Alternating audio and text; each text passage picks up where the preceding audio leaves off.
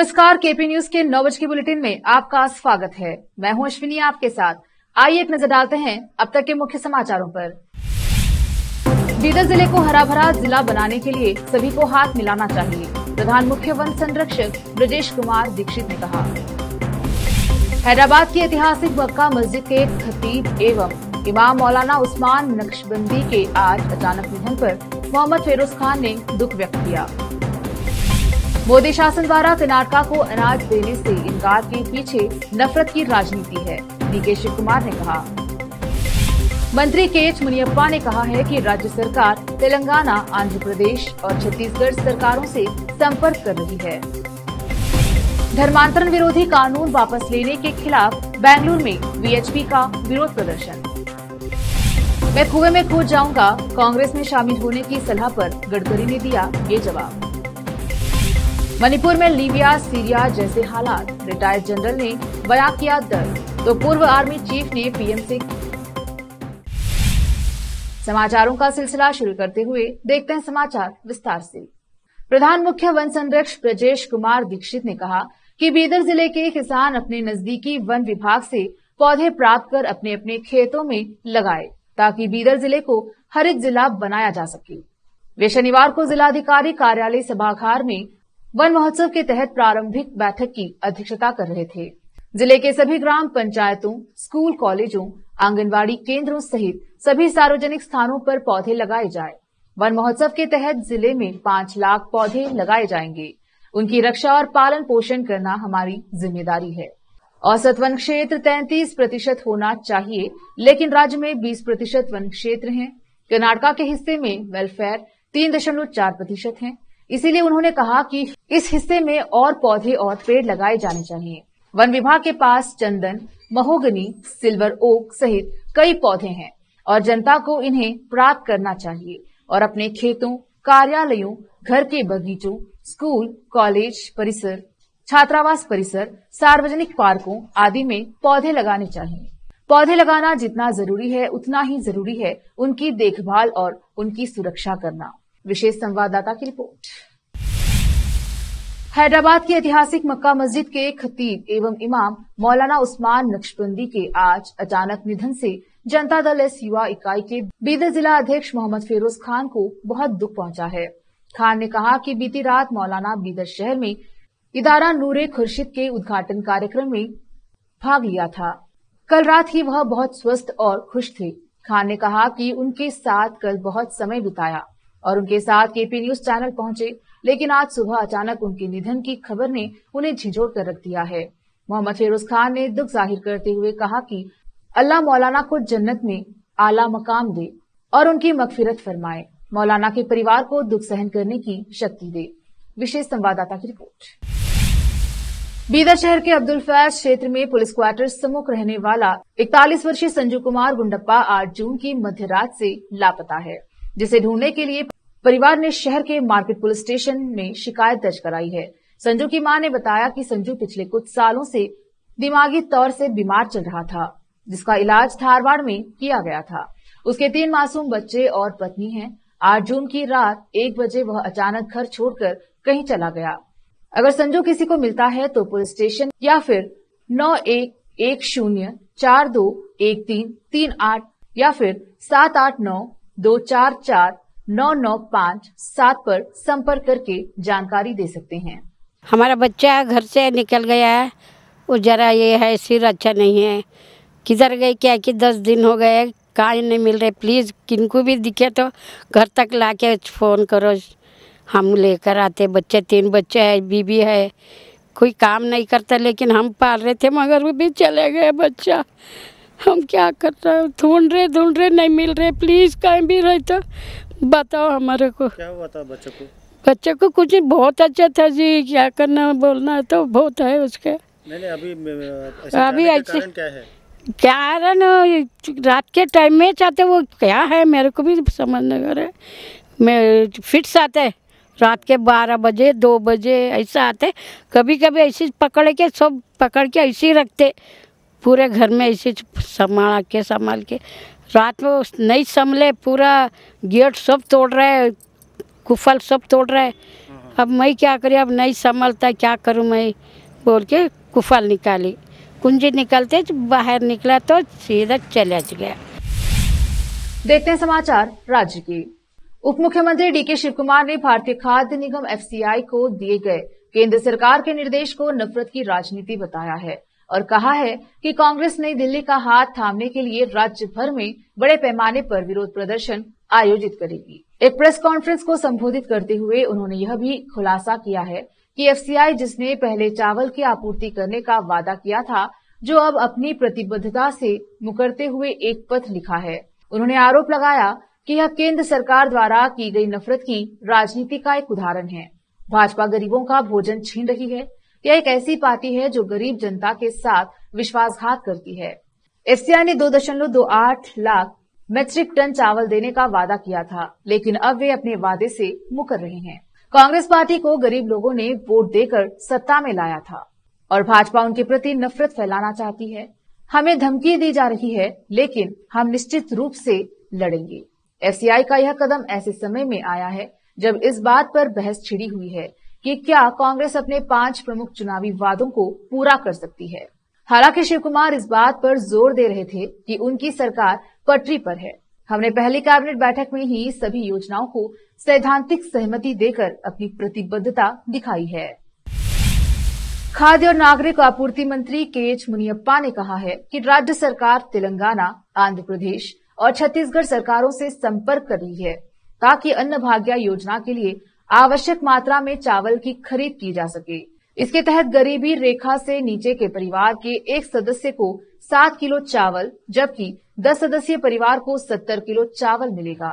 मुनियप्पा ने कहा कि खुले बाजार से चावल की खरीद केवल केंद्र सरकार के विकृत इनकार का परिणाम है। उन्होंने कहा, आखिरकार FCI जैसी एजेंसियों से खरीदारी काफी सस्ती होगी। इसी बीच भाजपा के राष्ट्रीय महासचिव CT रवि ने चावल के मुद्दे पर राज्य सरकार के विरोध को झूठ का पुलिंदा बताते हुए निंदा की और मांग की कि कर्नाटक को चावल की आपूर्ति करने के FCI के वादे वाले पत्र को मुख्यमंत्री जारी करें। VHP के कार्यकारी अध्यक्ष ने कहा कि दक्षिणपंथी समूह विश्व हिंदू परिषद VHP कर्नाटक में सत्तारूढ़ कांग्रेस सरकार के पिछले भाजपा शासन द्वारा शुरू किए गए धर्मांतरण विरोधी कानून को वापस लेने के फैसले के खिलाफ शुक्रवार को यहां विरोध प्रदर्शन करेगी। विरोध बेंगलुरु के फ्रीडम पार्क और सभी जिलों में भी होना है। कर्नाटक मंत्रिमंडल ने गुरुवार को फैसला किया कि पिछली भाजपा सरकार द्वारा पारित धर्मांतरण विरोधी कानून को निरस्त किया जाएगा। VHP के कार्यकारी अध्यक्ष MB पुराणिक ने कहा, अन्य धर्मों के लोग अपने धर्म और रीति रिवाजों का पालन कर सकते हैं और हम इसके लिए सहमत हैं और सवाल नहीं करते हैं। हम जबरदस्ती धर्म परिवर्तन के लिए हिंदुओं के जबरदस्ती के कृत्यों की निंदा करते हैं। प्रत्येक हिंदू को धर्मांतरण से बचाना हिंदू धर्म के प्रत्येक सदस्य का कर्तव्य है। राज्य सरकार ने दक्षिण कन्नड़ जिले में हुई राजनीतिक रूप से प्रेरित धार्मिक हत्याओं के 4 पीड़ितों के परिजनों को 25-25 लाख रुपए का मुआवजा जारी किया है। सरकार ने 16 जून के अपने आदेश में कहा है कि मसूद के परिजन दीपक राव, मोहम्मद फाजिल, अब्दुल जलील 19 जून को बेंगलुरु में सुबह 8 बजे मुख्यमंत्री कार्यालय कृष्णा में मुआवजे की राशि ले सकते हैं। आदेश में कहा गया है कि पुलिस महानिदेशक और पुलिस महानिरीक्षक, DG और IGP ने इन मृत व्यक्तियों के परिवारों को मुआवजा देने के लिए राज्य के मुख्य सचिव को लिखा है। यह राशि मुख्यमंत्री राहत कोष से जारी की गई है, जबकि मसूद को पिछले साल 19 जुलाई को सुलिया के बेल्लारे में मार दिया गया था। मंगलूर के मंगलापेट के मोहम्मद फाजिल की पिछले साल 28 जुलाई को भाजपा युवा मोर्चा के नेता प्रवीण निटारू की हत्या का बदला लेने के लिए हत्या कर दी गई थी। कटिपल्ला के अब्दुल जलील की पिछले साल 24 दिसंबर को हत्या कर दी गई थी और कटिपल्ला के दीपक राव की 3 जनवरी 2018 को हत्या कर दी गई थी। यहाँ पर रोकते हैं समाचारों का सिलसिला, लौटेंगे छोटे से ब्रेक के बाद। हिंदुस्तान के हर कोने में हम हैं मौजूद। 24 घंटे हालात पर गहरी नजर, खबरों से जुड़े चुपते सवालात और आपको दिखाता है धार्मिक, सामाजिक, राजनीतिक, लोकल और इंटरनेशनल न्यूज की सबसे बेहतर कवरेज। जो आपको रखती है हर पल बाखबर। देश और दुनिया भर की खबर के लिए देखते रहें KP news 24/7। Noor education trust Bidar की ओर से चलाए जाने वाला Noor MEd and BEd college Bidar, recognized by NCTE Delhi and affiliated to Gulbarga University, Gulbarga. Admission are open for the academic year 2022-23. विशेषज्ञ और सक्षम शिक्षकों द्वारा शिक्षा प्राप्त करने के लिए नूर एमएड एंड बीएड कॉलेज में दाखिला लें और शांत वातावरण में शिक्षा प्राप्त करें। बीदर शहर में बेहतर शिक्षा का एकमात्र केंद्र Noor MEd and BEd college, Shahpur gate, Bidar. Phone numbers 9945283920, 8482221297।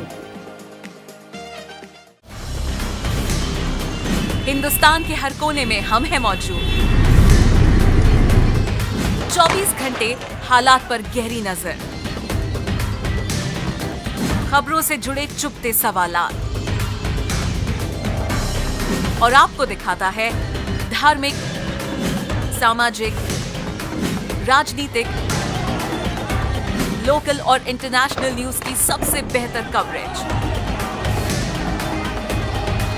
जो आपको रखती है हर पल बाखबर।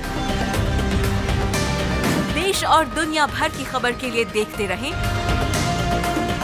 KP news 24/7। ब्रेक के बाद स्वागत है आपका। देखते हैं समाचार देश के अन्य राज्यों के।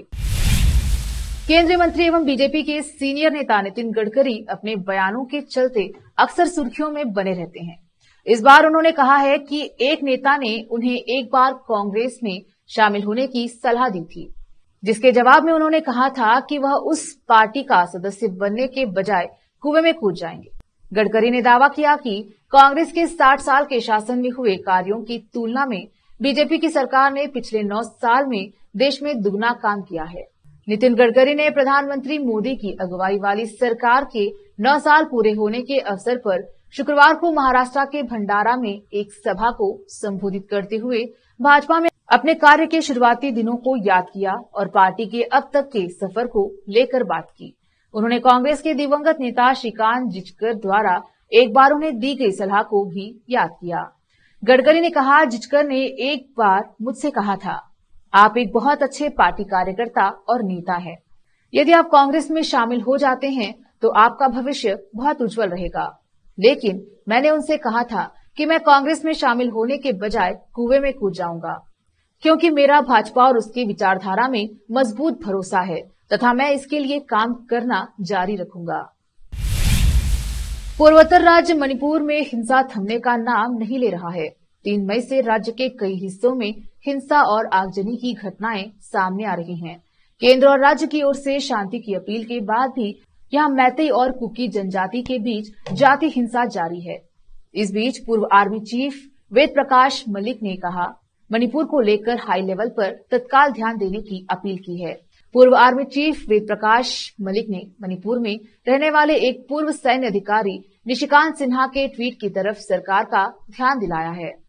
उन्होंने मणिपुर की स्थिति को चिंताजनक बताते हुए देश के प्रधानमंत्री मोदी, केंद्रीय गृह मंत्री अमित शाह और रक्षा मंत्री राजनाथ सिंह से हाई लेवल पर तत्काल ध्यान देने का आह्वान किया है। इससे पहले लेफ्टिनेंट जनरल निशिकांत सिंह ने ट्वीट किया, मैं मणिपुर का एक साधारण नागरिक हूं जो सेवानिवृत्त होने के बाद अपनी जिंदगी जी रहा हूं।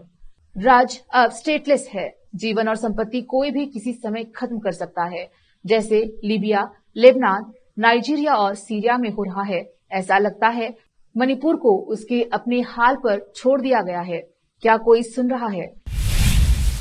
भारत मौसम विज्ञान विभाग IMD ने कहा है कि गुजरात के तटीय इलाकों में दस्तक देने के बाद चक्रवात बिपरजॉय शनिवार को कमजोर होकर डीप डिप्रेशन में बदल गया है और इसके अगले 12 घंटों में और कमजोर पड़ने की आशंका है। चक्रवात के प्रभाव के कारण गुजरात में काफी नुकसान हुआ है। गुजरात के भुज, कच्छ सहित कई इलाकों में पेड़ उखड़ गए, मकान ध्वस्त हो गए और बिजली के खंभों के गिरने से बिजली आपूर्ति बाधित रही। सौराष्ट्र और कच्छ के 8 जिलों में सबसे ज्यादा नुकसान हुआ है। मांडवी में जगह जगह पानी भरा हुआ है। गुजरात में करीब 1000 गांव में बिजली बहाल करने की चुनौती बनी हुई है। 800 से ज्यादा पेड़ आंधियों की वजह से गिर गए हैं, जिसके चलते कई जगहों पर रास्ते अभी तक बंद हैं। इन पेड़ों को रास्ते से हटाने के काम युद्ध स्तर पर चल रहा है ताकि यातायात सुचारू हो सके। इसके साथ ही करीब 500 कच्चे पक्के मकान भी तूफान में क्षतिग्रस्त हो गए। इन मकानों में रहने वालों को फिर से घरों में बसाने भी सरकार के लिए बड़ी चुनौती है। इसी बीच केंद्रीय गृह मंत्री अमित शाह आज कच्छ का दौरा करेंगे और चक्रवाती तूफान बिपरजॉय से हुए नुकसान का जायजा लेंगे। अमित शाह प्रभावित इलाकों का हवाई सर्वे भी कर सकते हैं। उनके साथ गुजरात के सीएम भूपेंद्र पटेल भी मौजूद रहेंगे।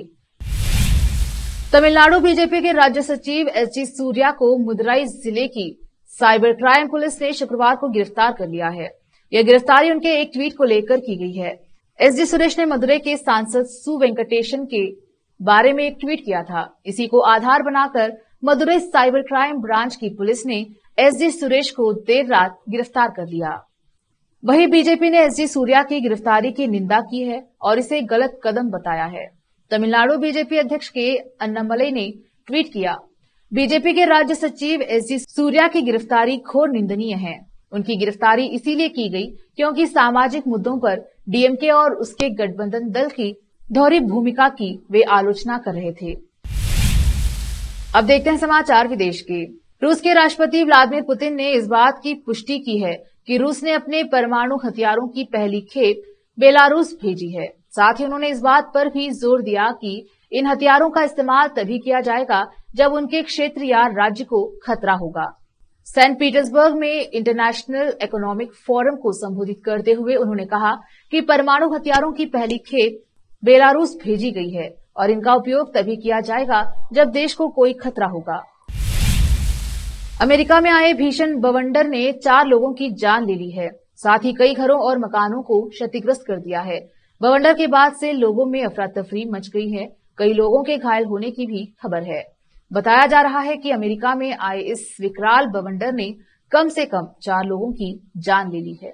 इनमें से 3 की मौत टेक्सास पैनहैंडल में हुई, जबकि एक की फ्लोरिडा पैनहैंडल में हुई है। बवंडर के बाद राहत और बचाव दल लोगों की मदद में जुट गए। अभी भी कई लोगों को मदद का इंतजार है क्योंकि बवंडर के बाद लोग घबरा गए हैं। एक नजर फिल्मों के समाचारों पर। आदिपुरुष ने करोड़ों का आंकड़ा किया पार, ओपनिंग डे पर की ताबड़तोड़ कमाई। अब समाचार खेल जगत की। बांग्लादेश ने टेस्ट क्रिकेट में रचा इतिहास, दर्ज की 21वीं सदी की सबसे बड़ी जीत। आखिर में समाचार बाजार के। कोविड के बाद डूबे कर्ज के मामले में प्राइवेट सेक्टर का रिकॉर्ड बेहद खराब, सरकारी बैंकों के मुकाबले डबल हुए एनपीए। फिर से एक नजर आज की सुर्खियों पर। बीदर जिले को हरा भरा जिला बनाने के लिए सभी को हाथ मिलाना चाहिए, प्रधान मुख्य वन संरक्षक ब्रजेश कुमार दीक्षित ने कहा। हैदराबाद की ऐतिहासिक मक्का मस्जिद के खतीब एवं इमाम मौलाना उस्मान नक्शबंदी के आज अचानक निधन पर मोहम्मद फिरोज खान ने दुख व्यक्त किया। मोदी शासन द्वारा कर्नाटका को अनाज देने से इनकार के पीछे नफरत की राजनीति है, डीके शिव कुमार ने कहा। मंत्री केएच मुनियप्पा ने कहा है कि राज्य सरकार तेलंगाना, आंध्र प्रदेश और छत्तीसगढ़ सरकारों से संपर्क कर रही है। धर्मांतरण विरोधी कानून वापस लेने के खिलाफ बेंगलुरु में वीएचपी का विरोध प्रदर्शन। मैं कुएं में कूद जाऊंगा, कांग्रेस में शामिल होने की सलाह पर गडकरी ने दिया ये जवाब। मणिपुर में लीबिया, सीरिया जैसे हालात, रिटायर्ड जनरल ने बयां किया दर्द, तो पूर्व आर्मी चीफ ने पीएम से की अपील।